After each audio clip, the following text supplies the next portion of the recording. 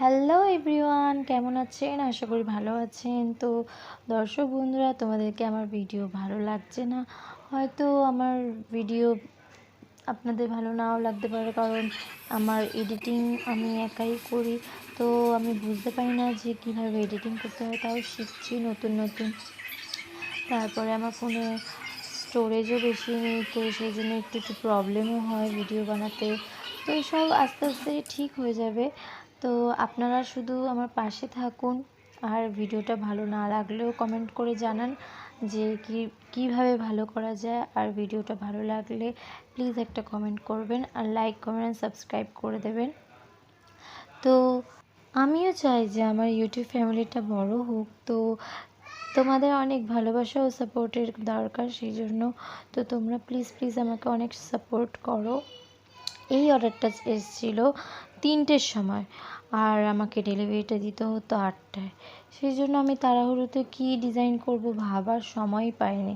তো জানি না ডিজাইন কতটা ভালো হবে কি না হবে। তো আমি তাও চেষ্টা করব আমার 100% দেওয়ার। তো অনেকেই আমাকে জিজ্ঞাসা করে কেকের বেসটা এত সফট আর পঞ্চি পঞ্চি কী করে হয়। তো আমি সেটা নিয়েও একটা ভিডিও বানাবো, তো আপনারা দেখবেন। প্রথমে আমি হ্যাপি হ্যাপি বিস্কুট, অরিও দিয়ে এইসব দিয়ে আমি কেক বানাতাম। তখন আমি বুঝতাম না যে কীভাবে কেক বানাতে হবে, বা এত কিছু জিনিস লাগে কেক বানাতে। তো তখন আমার ওইগুলো দিয়েই কেক বানাতে খুব ভালো লাগতো। তারপর আমি ইউটিউব ফেসবুক থেকে যখন কেক বানানোর ভিডিও দেখি, তখন আমার খুব ইচ্ছা করতো যে আমিও কেক বানাবো, খুব ভালোভাবে কেক বানাবো। তো আমার কাছে তখন কিছুই ছিল না। তো আস্তে আস্তে আমি যখন জিনিসপত্র কিনি, তারপর আমি আস্তে আস্তে বাড়িতে প্র্যাকটিস করি। তো আমার মাসি খুব ভালো কেক বানায়। তো আমারও খুব ইচ্ছা হয়েছিল যে আমিও কেক বানাবো। আমি তাহলে আর দোকান থেকে গিয়ে আমার আর কিনতে হবে না কেক, আমি ঘরেই বানিয়ে নেব। সেরকম ভেবেই আমি আর কি সব কেকের জিনিস কিনেছিলাম।